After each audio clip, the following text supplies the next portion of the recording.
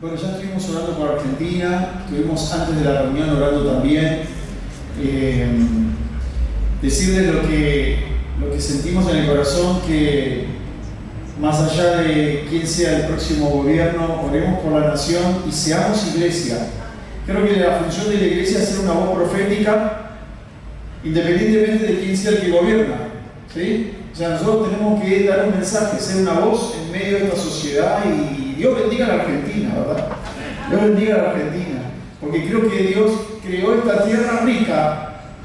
O sea, Él en su sola potestad decidió que esta tierra sea rica porque lo tiene todo, pero las personas hicimos algunos líos, me parece, por eso no se está viviendo como deberíamos. Entonces, nosotros como iglesia podemos levantar una voz, ¿sí? Y todo el tiempo dar esperanza a las personas. Creo que las personas están buscando algo sólido, no saben de dónde agarrarse. Y la iglesia tiene que ser una antorcha, un faro.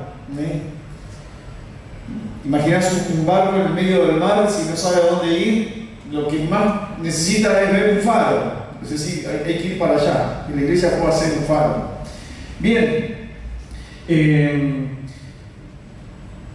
Justamente, bueno, a Argentina le tocó este tema de las elecciones y obviamente esto nos afecta, pero hay un acontecimiento mundial que todos somos conscientes de eso, y que se inició una guerra en Israel, y como Israel está tan presente en la Biblia, muchos tienen dudas o quieren saber de qué se trata, y queremos ser entendidos. O sea, no solamente estar informados por las noticias que podemos leer en el diario o escuchar por los medios de comunicación, sino ser entendidos en las cuestiones proféticas. O sea, me gustaría hoy hablar de aspectos históricos y proféticos que hacen a la nación de Israel, ¿sí?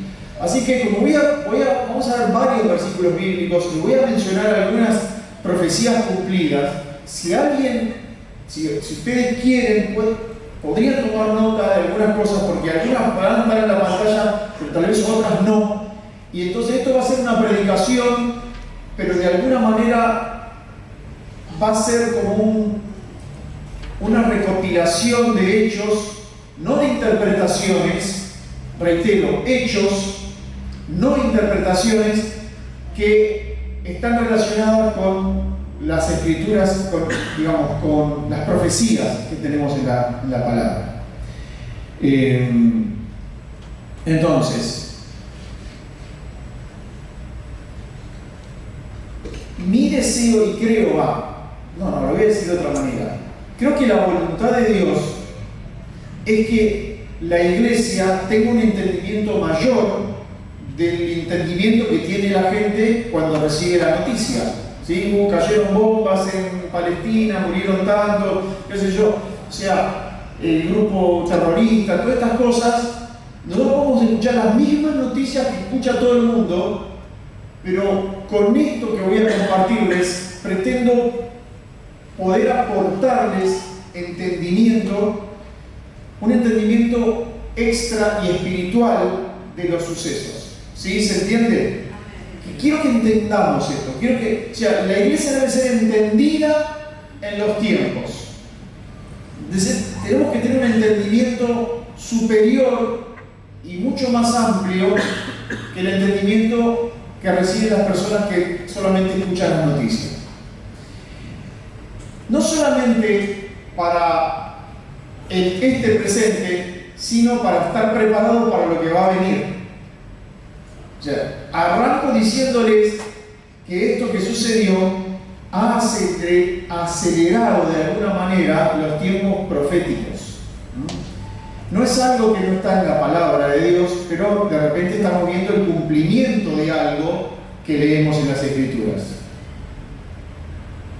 Y lo que es muy, pero muy tremendo, que no sé si vamos a llegar a comprender solamente con lo que yo les comparta hoy, es que nosotros somos una generación diferente del resto de las generaciones, porque justo nos cayó a nosotros. ¿Me entienden? Si nosotros viviéramos ahora en el 1800, seríamos parecidos a lo del 1700, a lo del 1500, a lo del 1200, seríamos parecidos. Pero esta generación es diferente del resto de la generación. Y voy a explicar ahora por qué. ¿Sí? Vamos a tratar de ir despacio, pero me interesa que pongan atención porque esto les va a servir inclusive para entender otras cuestiones que van a venir.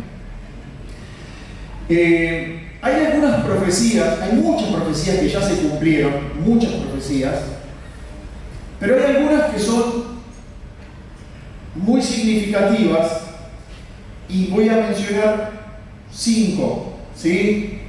Entonces, por ejemplo, voy a ir con algunos versículos bíblicos, ¿sí? Tenemos Ezequiel capítulo 36, versículo 24, ¿sí? Ezequiel, ustedes lo tienen ahí, dice: y yo os tomaré de las naciones y os recogeré de todas las tierras y os traeré a vuestro país.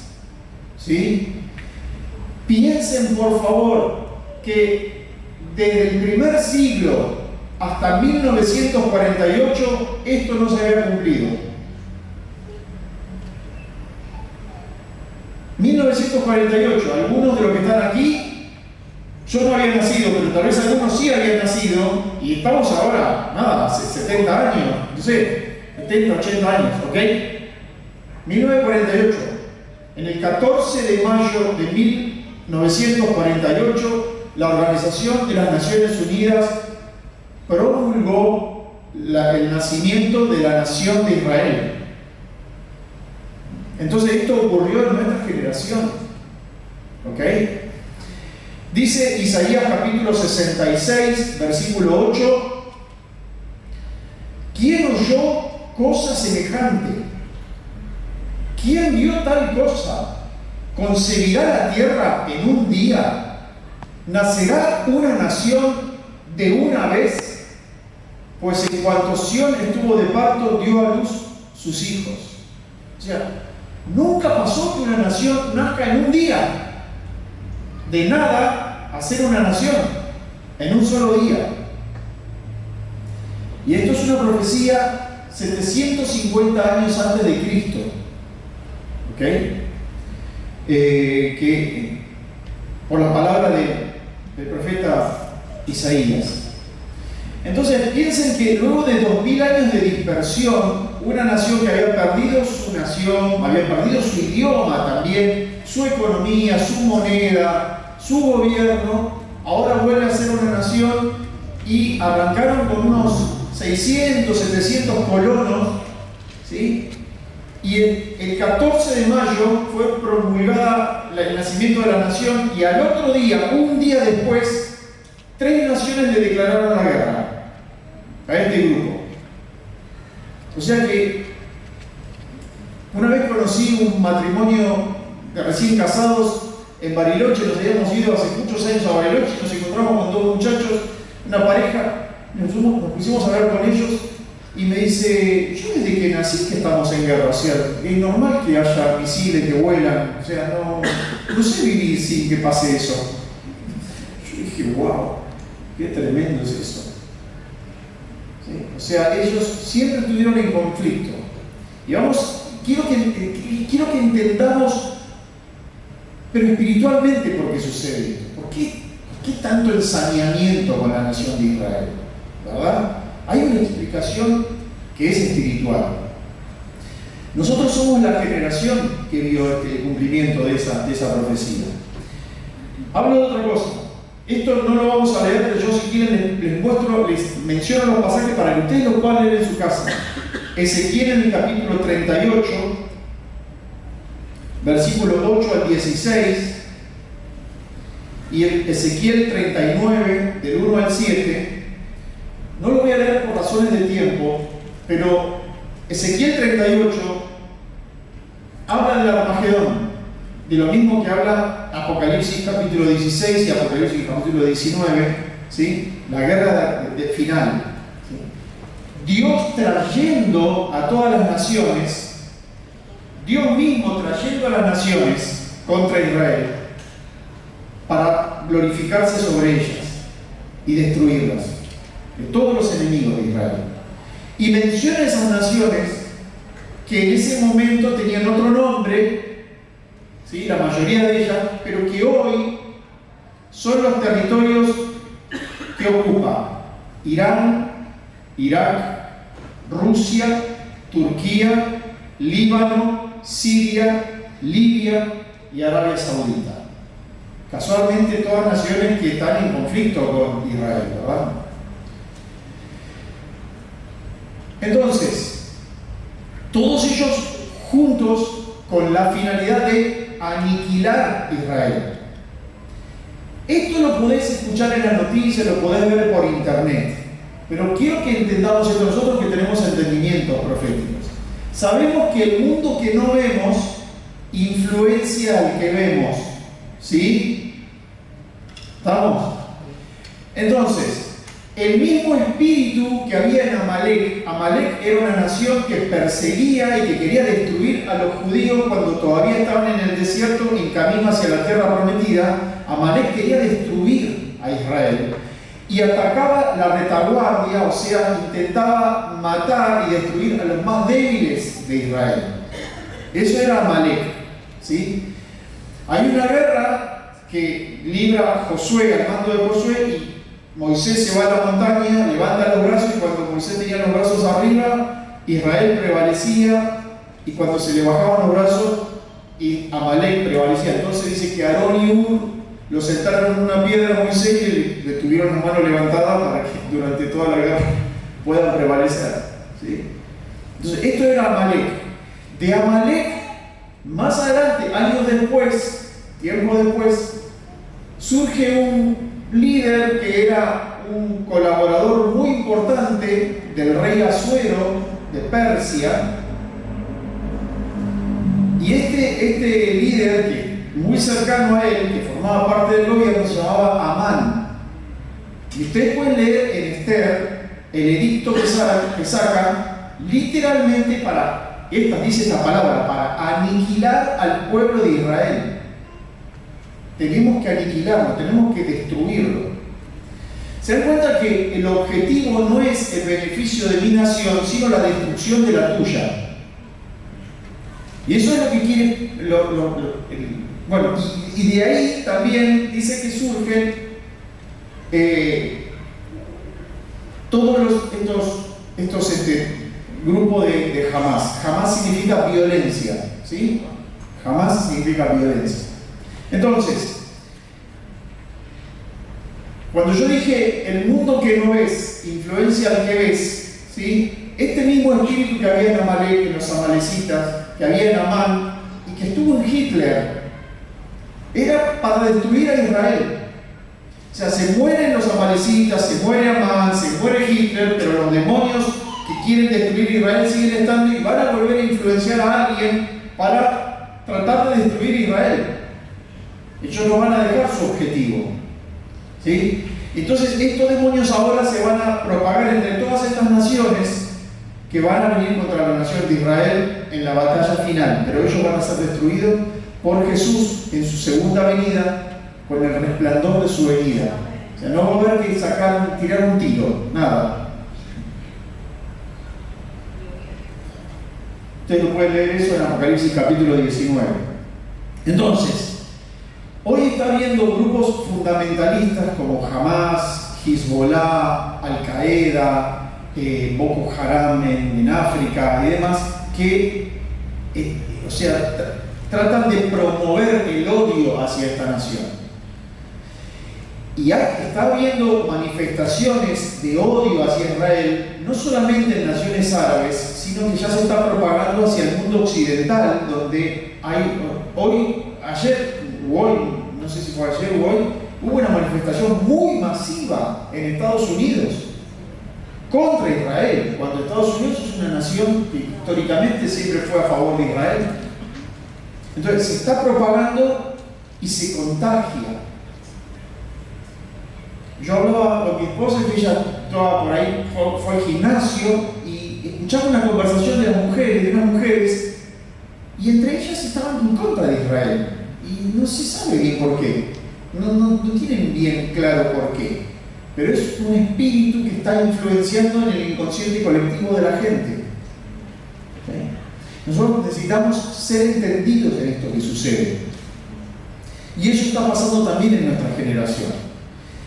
O sea, Israel es muy probable que ya está habiendo una confrontación en el norte, porque los de Hamas están en el sur, ¿verdad? Pero en el norte hay una confrontación con fuerzas que están en el Líbano. ¿Sí? Y por ahora se están tirando poquito, pero tienen capacidad de daño mucho mayor, ambas, ¿verdad? Entonces, lo que puede agravar esto es que se metan otras naciones. Pero quiero avanzar. Entonces ya mencioné dos cosas, ¿sí? Esto que está sucediendo ahora también. Nosotros somos la generación en que estamos viendo esto. Número 3, Daniel en el capítulo 12, ¿sí? Daniel es un libro maravilloso que el mismo Jesús dice que hay que leer.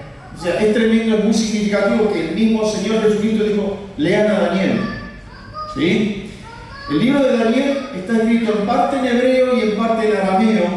Sus primeros 6 capítulos son prácticamente todo historia, salvo el capítulo 2. Y desde el capítulo 7 al 12 es todo profecía. ¿Sí? Y lo que ve Daniel es tremendo y por momentos lo excede. Entonces, solamente leo el capítulo 12, un versículo, y Daniel le pregunta al ángel. Entonces el ángel le dice, bueno, no, Daniel, mira, esto no es para que lo entiendas vos. Esto lo va a entender la generación del último tiempo. Esa generación lo va a entender. Vos no lo vas a entender. Pero lo escribí y sellá estas palabras. ¿Sí? Dice, tú, Daniel, cierra las palabras y sella el libro hasta el tiempo del fin. Muchos correrán de aquí para allá y la ciencia se aumentará. Es como que le dijo, mira, no vas a entenderlo, anotalo y listo. Pero te voy a decir algo que va a pasar en ese tiempo. Muchos correrán de aquí para allá y la ciencia se aumentará. Y otra vez podría yo poner el mismo ejemplo que antes, ¿no? Si yo te mostrara una foto de una familia caminando, yendo por un camino, ¿sí? De una aldea hacia otra, tal vez veríamos la mamá, el papá, los nenes, qué sé yo, que van de camino. Y te diría, esto ocurrió en el año 2 después de Cristo. Y te vuelvo a mostrar una familia que va caminando de una aldea a la otra, y te digo, esto ocurrió en el año 4 después de Cristo. Y sería la misma foto. Y en el siglo 6, y en el siglo 8, y en el siglo 10, sería una foto parecida. La gente caminaba, iba con el caballo, no sé, ¿verdad? Ahora, si te digo, una familia que se está trasladando de una ciudad a otra en el año 2000, no andaría ni a caballo ni caminando, probablemente ya andaría por una autopista, en un auto, o en un tren, o en un avión. Y eso solamente ocurrió en estos últimos 100 años, ¿verdad?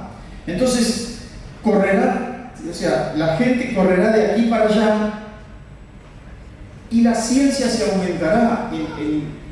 El progreso de la ciencia en estos últimos 100 años ha sido inmensamente mayor que en el resto de toda la humanidad. Es así. Si nosotros viviéramos en el año 1600, no hablaríamos de esto. Andaríamos a caballo, vendríamos caminando, no tendríamos celular, qué sé yo. ¿Verdad? Sería muy parecido que el resto. Pero estamos viviendo en una generación donde la ciencia se ha aumentado y se va a seguir aumentando y va creciendo de manera exponencial. ¿Verdad? Y esto se le dice Dios a Daniel unos 500 años antes de Cristo. Le dice, Daniel, escribilo, no lo vas a entender, solamente escribilo. Lo va a entender la gente de la última generación. Entonces, creo que nosotros somos esa generación. Número 4, ¿sí? Algo que tiene que pasar para que ocurra la abominación desoladora. ¿Alguien escuchó esto de la abominación desoladora de la que habló el profeta Daniel? Para que eso suceda, ¿sí? Eso va a ser algo aberrante, absolutamente que Dios lo rechaza 100%, y es que alguien se va a sentar en el templo de Dios como Dios, haciéndose pasar por Dios, ¿sí? Para que eso suceda, eso está escrito en 2 Tesalonicenses, capítulo 2. No tengo el tiempo de leerlo, pero si ustedes quieren lo anotan. Para que eso suceda, hace falta que haya un templo. Y hoy no hay un templo. ¿Saben eso? No hay un templo. Los judíos no tienen un templo hoy. Entonces, la idea que ellos tienen, y de hecho ya tienen los planos, ya tienen las vacas, ya tienen todo, ya tienen una menorá enorme de oro para ponerla ahí, ya tienen todo lo necesario para construir el tercer templo. De hecho, en Jerusalén hay un museo del tercer templo, donde te muestran cómo va a ser. ¿Sí? Cuando eso suceda, la gente va a decir: ¡ah, qué lindo! Van a ver fotos del tercer templo, videos, va a estar en TikTok, está en, qué sé yo, la gente va a sacar fotos del tercer templo.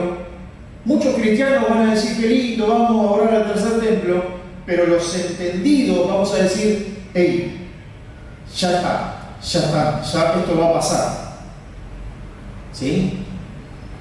Me cuenta un amigo, ¿sí? Bueno, Mariano Santiago nos contó que estaban ahí en la digamos, donde hasta ahora, en este momento, está ese templo musulmán tan significativo que sale en toda la foto con la cúpula dorada, entre esa mezquita, y apareció un líder principal del pueblo de Israel, que es el mayor promotor de la edificación del tercer templo, una persona conocida, ¿sí?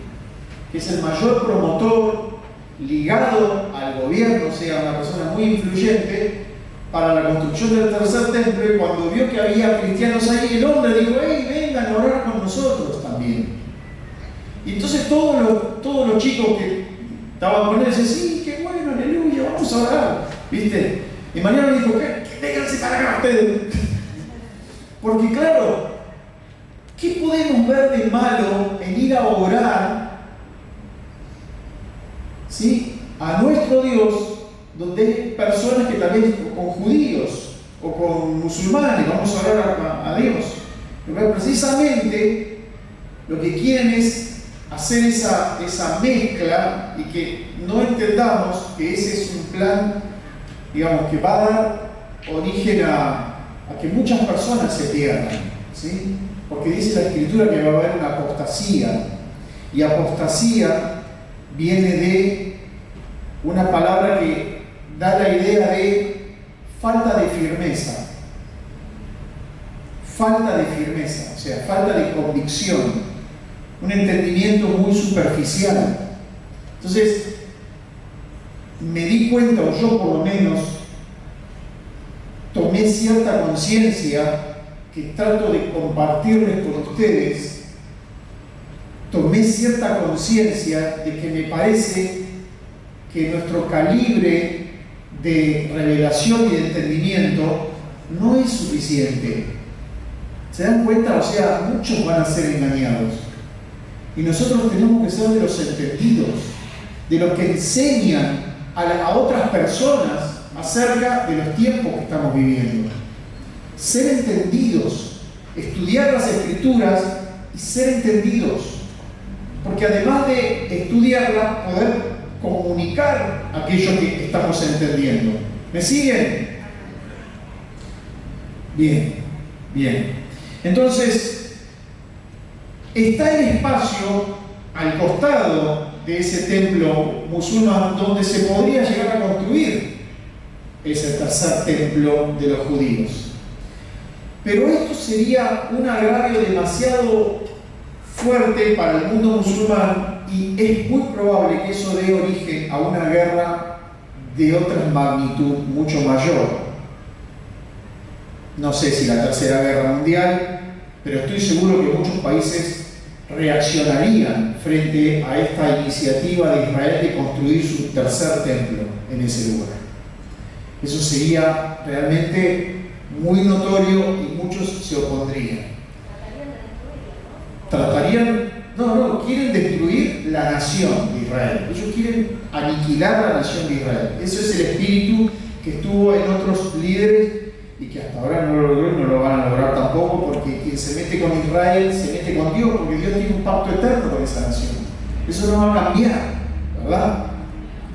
Entonces, y voy a mencionar una quinta cosa, y la quinta cosa es una profecía que el mismo Jesús anunció en Mateo capítulo 24, porque en el versículo 3, Mateo 24:3, los discípulos le dicen: ¿cuándo serán estas cosas? ¿Y qué señal habrá de tu venida? Entonces Jesús contesta, y lo primero que dice, luego de toda su explicación, él explica un montón de cosas, pero lo primero que dice es: miren que no sean engañados. Y empieza a decir un montón de señales y de cosas que van a ocurrir en esa última generación. Y en el versículo 14 dice: y será predicado este evangelio del reino en todo el mundo para testimonio de todas las naciones, y entonces vendrá el fin. ¿Sí? En realidad, cuando dice fin, no es que se termina todo, desaparece todo, sino que el fin de ese sistema, porque en realidad da inicio a un montón de cosas, ¿no? Que tampoco tengo tiempo de explicarlo ahora, pero y previamente dice que unos a otros se van a entregar, que la gente se va a ofender, que la gente, el amor de muchos se enfriará, que si no se acortaran los tiempos nadie sería salvo. O sea, muchas cosas que dice Jesús cuando explica en Mateo capítulo 24. Entonces, estamos viendo, por favor, esto, yo no sé, tal vez ustedes ya lo han discernido, pero les pido que estén atentos. La gente, no solamente del mundo, sino incluso dentro de la iglesia, va a ser más propensa a ofenderse, a estar unos contra otros. En las familias, peleas, oposición a tu fe, o sea, e incluso desde las leyes que se promulguen en los países, esas leyes directa o indirectamente van a ir en contra de lo que la palabra de Dios dice. ¿Sí?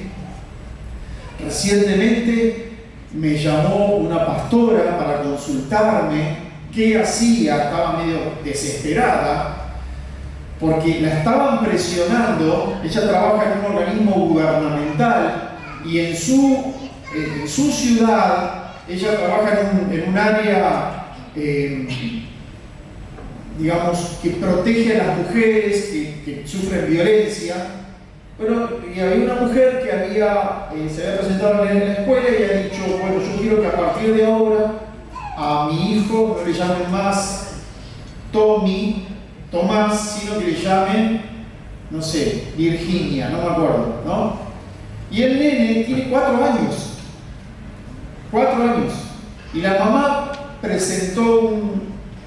hizo una presentación formal en la escuela para exigir a las maestras, a las autoridades y a los compañeritos que dejen de llamarle por su nombre de varón y le llamen por su nombre de mujer. Esto, el nene tiene 4 años, ¿sí? Entonces parece que un padre de otro compañerito denunció a esta mamá. Entonces ella fue a la justicia y ahora vuelve a la carga con esta intención de ella. Y entonces la directora del colegio fue a hablar al lugar donde trabaja esta pastora como abogada.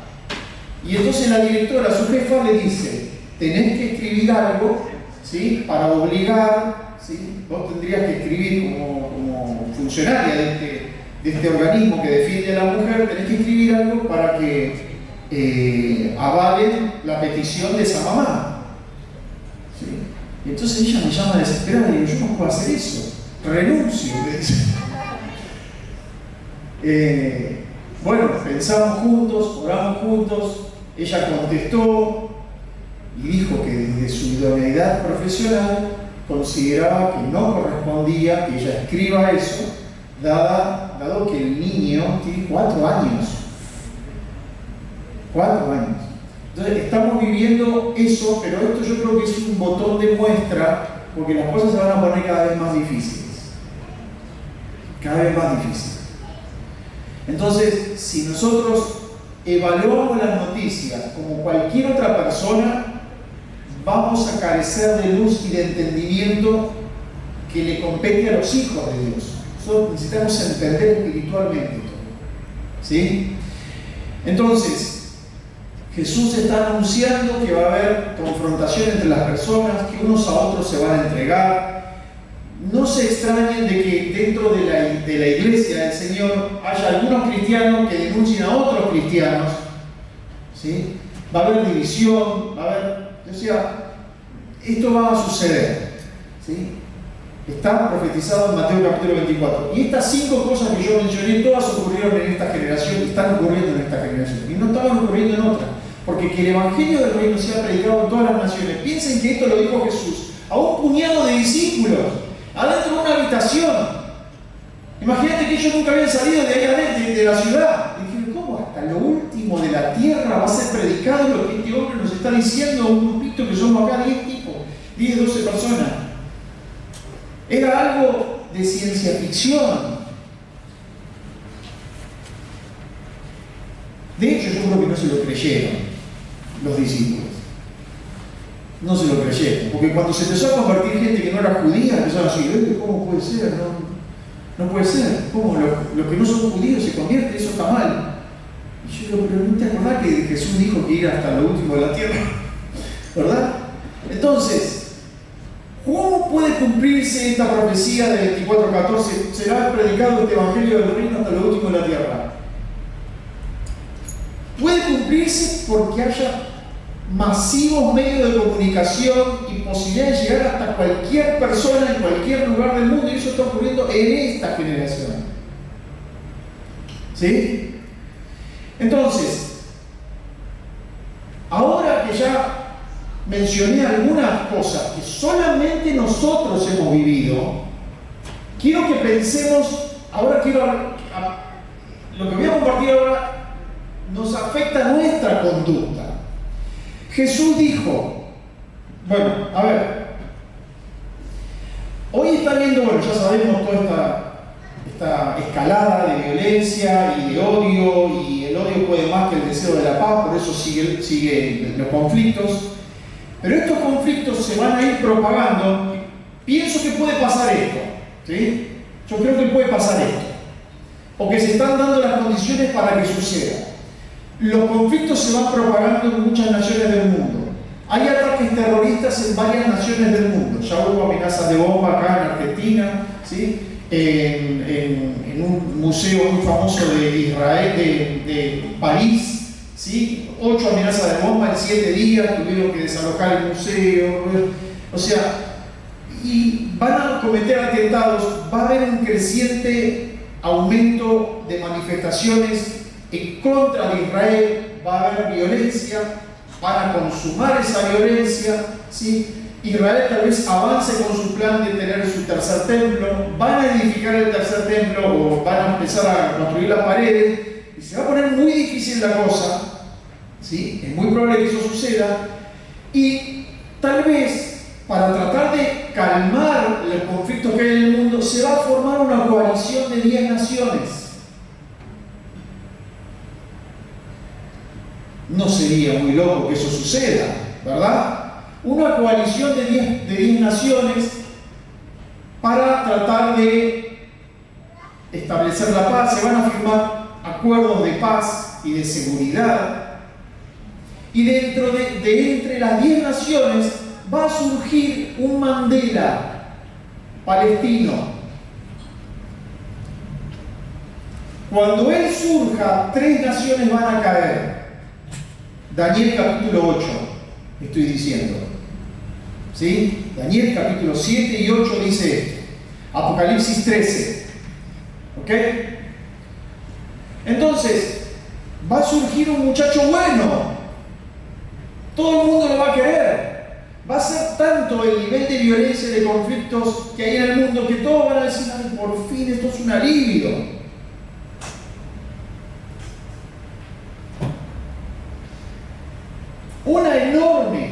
cantidad de cristianos van a estar felices, chochos de la vida. Pero va a haber algunos que vamos a sospechar, ¿sí? Y vamos a decir, esto es lo que está escrito.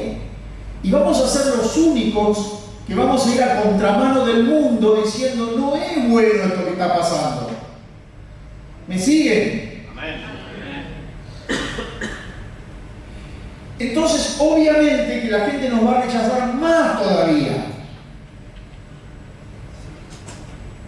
Porque vamos a ser los únicos que estamos rechazando lo que todo el mundo ve bueno.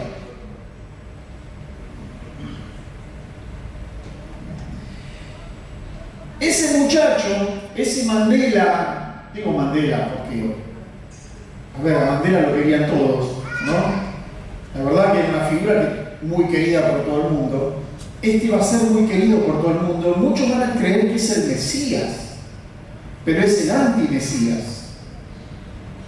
Y es el primer sello, que es el caballo blanco de Apocalipsis 6. Que sale venciendo y para vencer. El caballo blanco, el primero, es el antimesías. Va a haber un período de paz, de una falsa paz de 3 años y medio, y luego va a ocurrir la abominación desoladora y vendrá una persecución contra Israel y contra todos los que guardan el testimonio de Jesucristo. Apocalipsis 12. ¿Sí?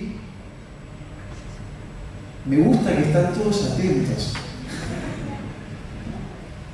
La verdad es que no tengo el tiempo de entrar en detalle de cada cosa, pero pueden anotar algunas cosas y tal vez podamos seguir con este tema. Porque necesitamos ser entendidos. Ahora,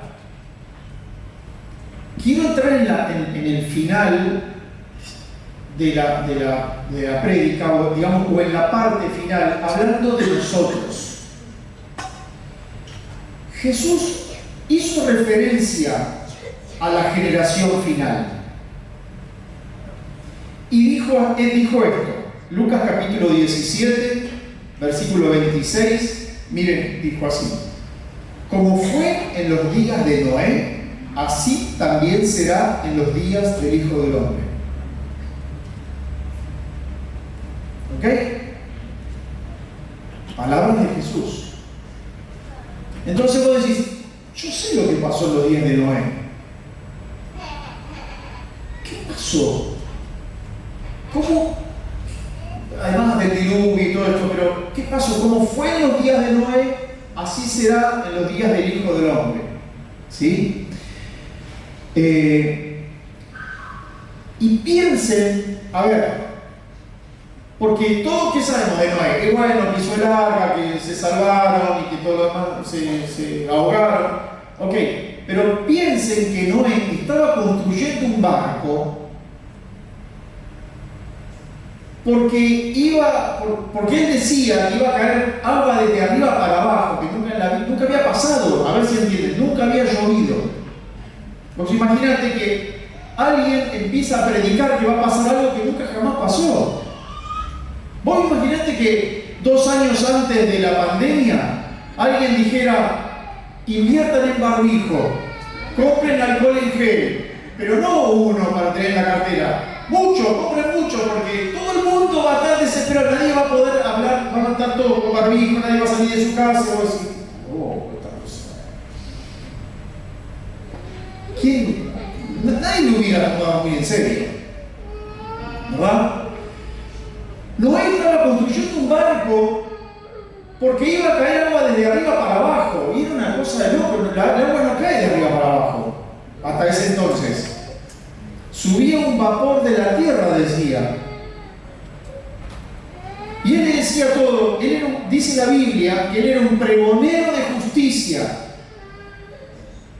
Él decía lo que iba a pasar. Claro, tal vez fue un predicador y nadie se le convirtió, porque predicó, pero nadie se le convirtió a él.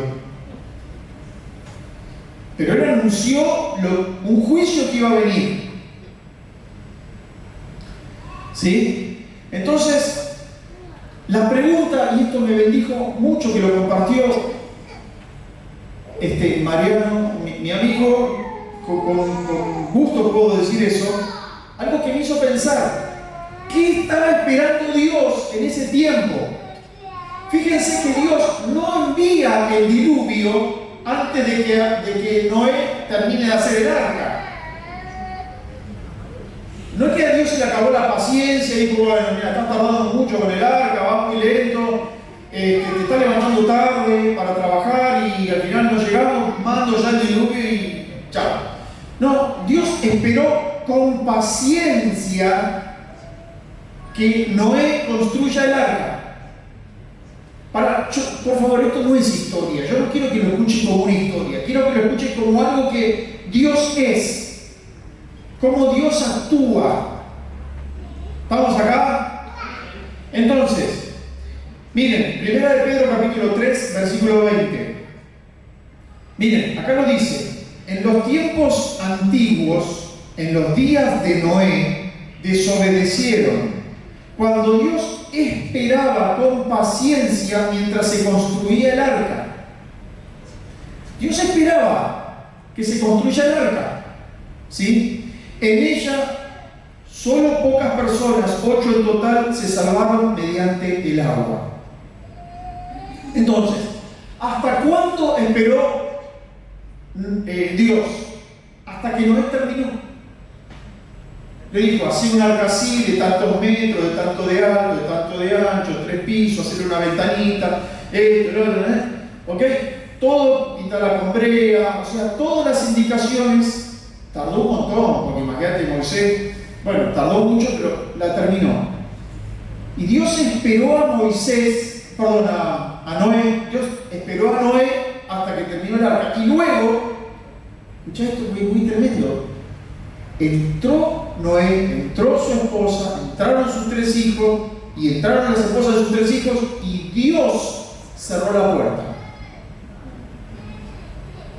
No la cerró Noé. Dios cerró la puerta y empezó a caer agua del cielo. Y la gente dijo, ¿qué onda? ¿Viste?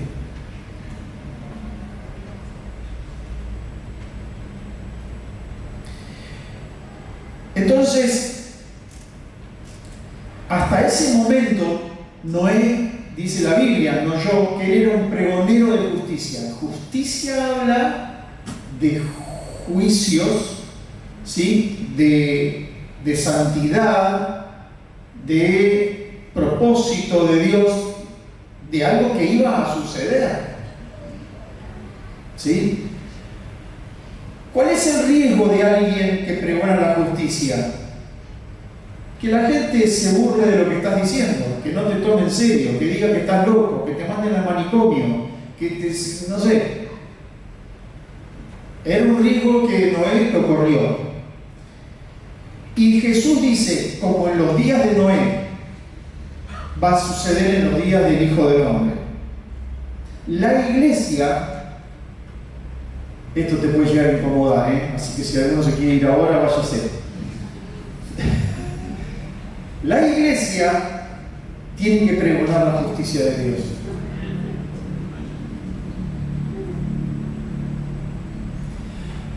Hay gente que prefiere escuchar otros mensajes.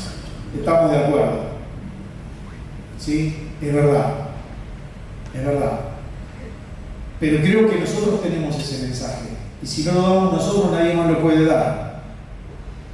¿Sí? Entonces, piensen, yo me acuerdo, hace muchos años en el seminario, me enseñaron una cosa que a mí me re bendijo. Y el profesor dijo, el arca de Noé es tipo de la iglesia. ¿What? ¿Qué significa? Es un tipo de lo que iba a suceder después. En el arca de Noé, las personas se salvaron. En la iglesia, las personas se salvan. ¿Sí? ¿Ok? Y cuando digo iglesia, obviamente no digo un lugar. Digo, los que son iglesia están dentro del arca. Nosotros somos el arca de salvación. La iglesia es el arca de salvación. ¿Sí? Entonces, Noé construyó una habitación construyó un arca para que la gente se salve. La iglesia debe construir una habitación para que la gente se salve.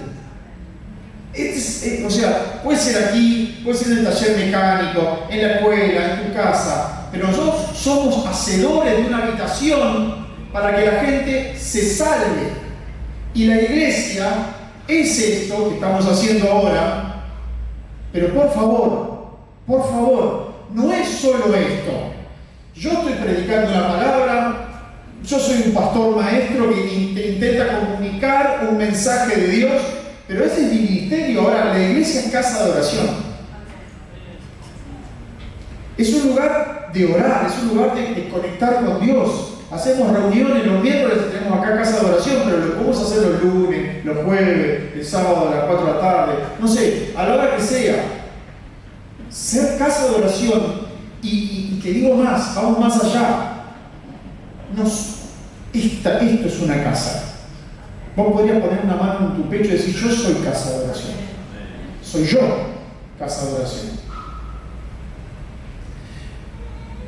Y es como si Jesús se entrara, se enojara, sacara el látigo, diera vuelta a las mesas de los cambistas, rompiera todo, ofendido, enojado, porque el celo por mi casa me consume, dice, mi casa será llamada casa de oración y no cueva de ladrones. O sea, todo lo que roba, todo lo que en tu vida y en mi vida roba que seamos casa de oración, irrita a Jesús. Todo lo que compite con que nosotros podamos conectar con el Padre, nos está robando. Hola, ¿verdad? Entonces, termino. Y esto para mí fue un desafío tremendo, pero también les va a quedar a ustedes, así que aguántense. Mateo capítulo 24, vieron que Jesús en Mateo 24 y Mateo 25, Jesús habla cuestiones del último tiempo, ¿sí? Habla de las parábolas de las vírgenes, de los talentos, da toda la descripción de lo que va a pasar en la última generación, etcétera, etcétera. Pero en un momento, Mateo 24, capítulo 45 y 46, les hablo a los que son maestros o a los que tienen algo para decirle a otros, ¿sí? ¿Quién es pues el siervo fiel y prudente, al cual puso su Señor sobre su casa para que les dé alimento a tiempo? ¿Sí? Bienaventurado aquel siervo al cual, cuando su Señor venga, le halle haciendo así. Vos y yo somos esos siervos. Dios quiere ungir tu vida y la mía para que podamos enseñar a otro, hablarle a otras personas de que Dios va a cumplir todo lo que está anunciado. De que si hay un montón de profecías que ya ocurrieron, ya las hemos visto cumplidas, y aún en nuestra generación, sería muy necio no esperar que las que faltan no se cumplan. Y nosotros tenemos esa revelación, y ahora vamos a orar para que Dios nos dé la habilidad para poder comunicarlo de la manera más simple, más concreta, más clara, para que otras personas estén advertidas de que hay un plan de Dios, ¿sí? Entonces, hemos hablado de Israel, hemos hablado de los tiempos que vienen, hemos hablado que, una coalición de naciones se va a venir contra Israel, pero es Dios mismo trayéndolas para glorificarse sobre ellos, ¿sí? Para establecer su reinado, o sea, Él va a tomar el gobierno del mundo y va a producir sobre la tierra un gobierno de 1000 años con su iglesia. El milenio. ¿Sí? Perdón, dije un montón de cosas, me parece hoy.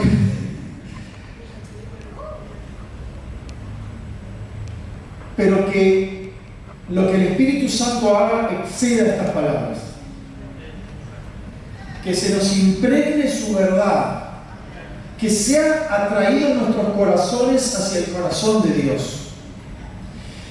Y por favor, si alguien dice, pará, dijiste un montón de cosas, algunas cosas que no las entiendo, bueno, no importa, por ahí te clavé la espina para que quieras saber. ¿Sí?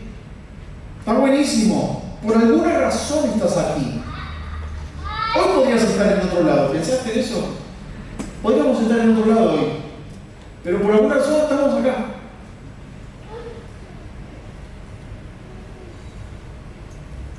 Entonces, Dios quiere que la iglesia se levante como pregoneros de justicia en esta generación. El mundo está mirando para algún lado. A ver, hemos visto durante la pandemia, a mí me ha venido a preguntar, ¿qué onda? Es el fin del mundo. Era la pandemia, ¿viste? Pero la gente empezó a decir, ¿qué onda? Todo el mundo tiene miedo, hay gente deprimida, ataques de pánico, la gente no sabe para dónde buscar. Y solamente fue una pandemia que obviamente que fue fuerte. Pero esto que viene va a ser intenso, diría yo. ¿Sí? Y la apostasía va a venir sobre los cristianos que no estén firmes en sus convicciones. Son convicciones. Piense que Jesús dijo para ese tiempo, el que quiera guardar su vida, la va a perder. Pero el que esté dispuesto a perderla por causa de mí, la va a tener. Es para ese tiempo. ¿Sí? Son personas dispuestas a vivir para Jesús y a morir para Jesús. Porque si decimos que estamos dispuestos a morir por Jesús, también tenemos que estar dispuestos a vivir para Jesús. Y ese es el tiempo ahora, es este tiempo, poder vivir para Jesús. No tengo miedo de leer la Biblia en el tren, en el restaurante, mientras estoy esperando que me traigan lo que me pedí. Abro la Biblia, doy gracias a Dios en voz alta, no tengo problema. Si el mundo no tiene problema de decir su locura, ¿por qué yo voy a tener problema de agradecer por la comida cuando estoy en el restaurante? ¿Sí? Así que lo quiero orar, orar fuerte, ¿eh? ¿De acuerdo? Termino entonces.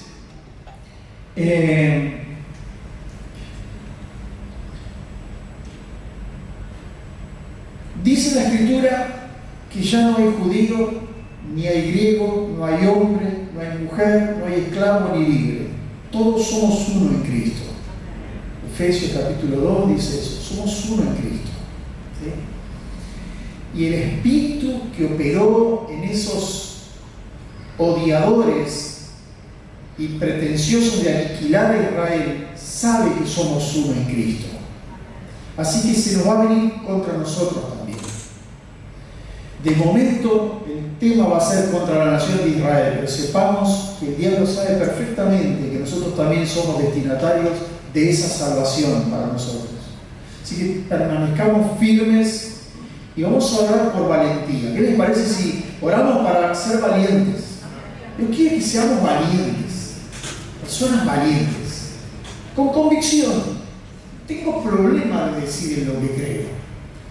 Y qué bueno sería que podamos crecer en nuestra capacidad de ser siervos que dan alimento a su tiempo, a los que nos toca poder hablarles. ¿Amén? Vamos a orar entonces, vamos a estar de pie para orar. Qué bueno, qué bueno, qué bueno, qué bueno. Gracias, Señor. Gracias, Señor. Gracias, Señor. No suelo decir esto, pero si alguien quiere los apuntes que tengo, se los puedo compartir.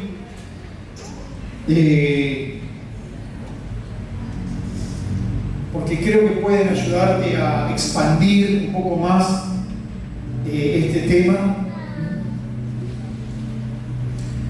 Gracias, Señor. Gracias, Señor. Vamos a empezar a cerrar nuestros ojos. Tratemos de conectar solamente con el Espíritu de Dios que nos fue dado.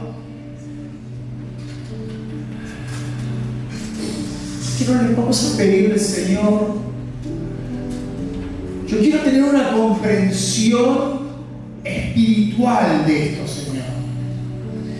Que no quede solamente en el plano del entendimiento almático, de la comprensión, de la conciencia. Quiero, Señor, que esto penetre lo profundo de mi alma, Señor. Que yo pueda ser transformado de aquí en adelante en mi manera de ser hijo. Ayúdame, Señor, a ser hijo como esperás que sea. Decir eso, decir, Señor, transformame desde adentro hacia afuera, Señor. Que yo pueda ser luz para otras personas. Que otros puedan ver en mí un pedazo de cielo aquí, en la tierra. En el nombre de Jesús no quiero jugar a la iglesia. A ver, amados, podés decirle, Señor, no quiero jugar a la iglesia. No quiero que mi fe radique en congregarme una vez por semana. Quiero ser iglesia durante la semana. Quiero ser iglesia cuando trabajo, cuando estudio, cuando voy, cuando vengo. En todo momento, Señor, dame la habilidad para poder reflejar tu amor, para poder hablar lo dulce y lo amargo que hay en el Evangelio, Señor. Ambas cosas, Señor. Que yo pueda advertir a las personas que hay un tiempo profético en el que estamos viviendo y hay sucesos que van a ocurrir y que deben estar preparados. Que deben estar preparados. Señor, en el nombre de Jesús, en el nombre de Jesús, este es el tiempo para entregar el 100% de tu vida al Señor. No hay un merecimiento en nosotros, no hay alguna virtud que haga que nos merezcamos esto. Es su gracia, es su favor, es su amor, es que Él nos buscó a nosotros. Es que cuando nosotros no le buscábamos, Él nos buscó. Que cuando nosotros no le amábamos, Él nos amó primero. Señor, en el nombre de Jesús, acá está tu iglesia. Queremos ser esos siervos. Ayúdanos a ser, ay, qué bueno, Señor, que podamos ser esos siervos fieles y prudentes que has puesto para dar alimento a tiempo. Que cuando vengas nos encuentres así, Señor, ardiendo por tu palabra, amando tu palabra, Señor, amando tus diseños, amando tu voluntad, Señor, amando tu justicia, Señor. Padre, en el nombre de Jesús, gracias porque eres lento para la ira, pero pronto para la misericordia, Señor. Y todavía estamos en ese tiempo donde la misericordia de Dios todos los días se renueva, Señor, en el nombre de Jesús, ayúdanos a revelar, a manifestar esa misericordia a otras personas, Señor. Que tal vez cuando hablemos esta verdad puedan inquietarse, pueden decir, hey, para, quiero saber, explícame un poco eso. Esto yo no lo sabía. Que necesito saber que la iglesia sea pregonera de justicia. ¿Cuántos quieren ser pregoneros de justicia? ¿Cuántos están dispuestos a que se burlen, a que te rechacen, a que se rían, a que te ninguneen, se burlen? Yo no tengo miedo, ya crucé esa línea. He decidido cruzar esa línea, Señor. Yo no me voy a volver atrás. He decidido seguir a Cristo. Por favor, que te escuche el maestro diciéndole esto: Señor, he decidido seguirte. No vuelvo atrás. No voy a volver atrás, Señor.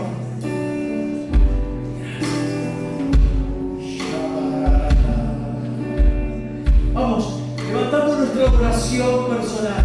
Empieza a levantar tu adoración personal. Estás delante de Jesucristo. No hay nadie más. Mira a Cristo. Vamos.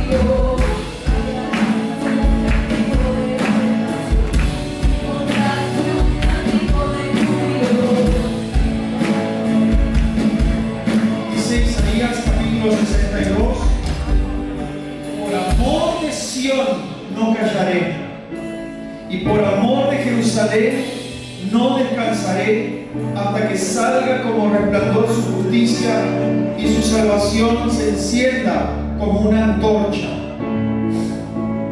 Y dice también: sobre tus muros, oh Jerusalén, he puesto guardas. Todo el día y toda la noche no callarán jamás. Los que os acordáis de Jehová, no reposéis, ni le deis tregua hasta que restablezca a Jerusalén y la ponga por la panza de la tierra. Está escrito, es una palabra que vemos allí en Isaías 62, que habla de este pacto y de este amor eterno que Dios tiene con Israel. Y nosotros como iglesia que estamos al otro lado del mundo, necesitamos aprender, necesitamos ser entendidos. Tal vez esto es un tema bastante ausente en nuestra devoción, en nuestra fe, pero necesitamos ser entendidos que el Dios al que adoramos tiene un pacto eterno con esta nación y se espera que nosotros amemos lo que Dios ama. Dios ama a Israel. Aprendamos a amar a Israel también, a orar por los que están allí. Ellos todavía tienen su corazón duro. Escuchen, por favor, hay un regalo para la iglesia. Hay un propósito para la iglesia. Por causa del corazón endurecido de los judíos. Porque por causa de su corazón endurecido la salvación vino a nosotros. Somos ese olivo injertado. La iglesia, todos los salvos del mundo entero van a despertar a celos a la nación de Israel. Eso dice Romanos 11. Y ellos van a decir: ¿por qué? ¿Por qué aman tanto nuestra nación si ustedes no son judíos? ¿Qué pasa? Y ellos van a querer tener el mismo espíritu que está en nosotros. Ellos van a ver a sus enemigos amar a la nación, porque muchos musulmanes, muchos iraníes hoy se están convirtiendo a Cristo.